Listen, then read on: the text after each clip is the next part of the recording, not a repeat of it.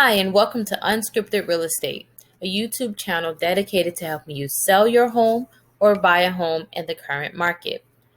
I plan to provide you with valuable information to help you along the way, no matter where your journey is going.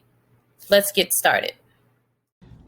Hi, I'm Tequila Palms, realtor here for California and in Florida, but today we're going to be talking about the California Residential Purchase Agreement and some of the documents that you could see that comes along with that standard. So the first part of this, again, I'm going to try to make this in 3 minutes or less, so I might talk a little fast. Just hit that pause button and rewind on back. So we're going to talk about the first document, which is disclosure of agency relationships. And this is pretty much a document between you and your realtor and your broker telling you how you are represented in the process. The next one is fair housing advisory. This is very important. As a realtor in real estate and also brokers, anyone dealing in real estate, we cannot discriminate. It is not okay. So this is letting you know what your rights are, how we stand, and you sign that document, and that is a part of the RPA. Buyer's investigation advisory.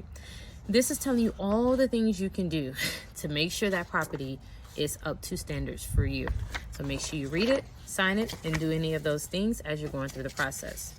You also have the Consumer Privacy Act, just regarding your information and how things are disclosed.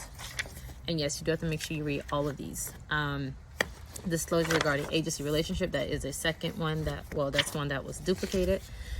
You have a wire fraud notice, and this is just letting you know that it is out there. It does happen. You want to make sure with your title company or whoever, escrow, whoever is asking you to wire funds, you always want to call them once you get the email and say, hey, did you send me this email, and just verify the information, because fraud happens every day, everywhere. So we want to make sure we're keeping it out of our transaction as much as we possibly can.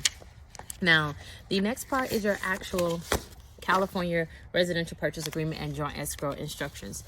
This document is 16 pages long. Most people do not read this document, and I understand why. However, as your realtor, I would give this to you when we first speak and you say you're ready to buy a home, and that way you can take your time to look through it and you don't have to rush. It's going to have, this is the actual document we use to make offers. So until it is signed by both parties, seller and buyer, as well as realtor, this is not a contract yet. All parties have to sign, seller and buyer, and then we have a contract. So we would go through this when we're doing an offer. I would fill it out based on what you tell me you want to offer for that property, purchase price, your escrow, expiration date, the entire thing, and then you would submit that to a seller to get your offer accepted. This is what holds everyone accountable.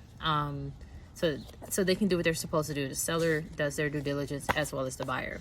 So that's 16 pages of documents, and this is why realtors are important, because we help you through that.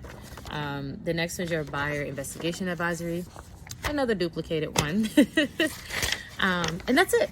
So in three minutes, I did do that in 3 minutes. However, it is more than 3 minutes long of information. So just make sure when you are going through your process that you do read your documents. The RPA does have a lot of information in there.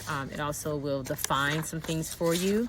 It has 2 or 3 pages of definitions, things that you probably don't hear on an everyday basis unless you are a realtor. That way you are abreast of what you're doing and you know exactly what these words are when we're talking about them. So it can be something as simple as what is a purchase date. It will define certain things in there for you. So again, if you need any help, I kind of went a little bit over today, but I'm here for you. By this time, I hope that you have liked and subscribed and shared my videos, and I hope that they are also helpful to you. So thank you so much.